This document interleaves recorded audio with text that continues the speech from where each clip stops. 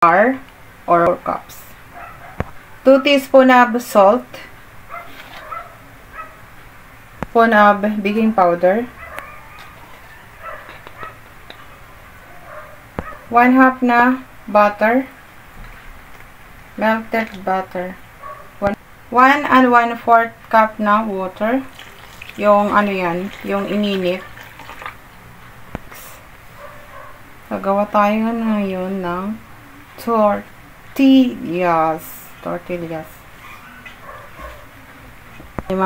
Mamasahin lang natin to hanggang sa maging dough is ano na siya, okay. Tapos i-rest natin siya.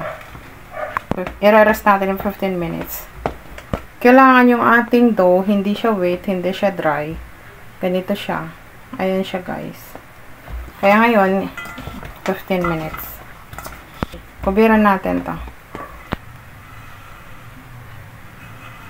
Tapos ng 15 minutes, cut lang natin ito para ihin natin. Halang tayo ng ating mga ganito.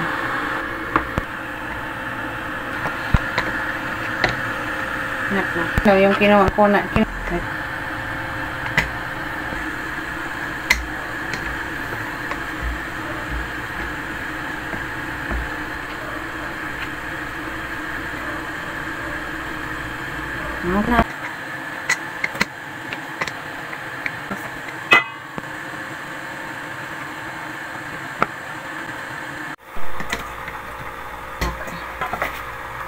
Plastiko. Ang ganda ng ating dough. Paninipisin lang natin.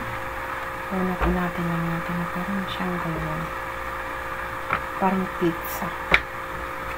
Okay. Natin na ngayon frying.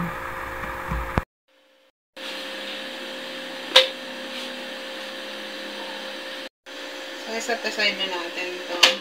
Pag halimbawa guys, na hindi nyo naman gagamitin agad, pwede nyo wag i-dark brown.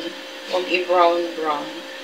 Pwede nyo yung set aside lang muna natin. Kumain naman natin ito. Ayan.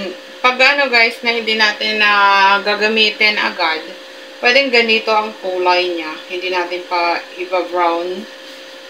Kasi para i-reheat mo na lang kinabukasan.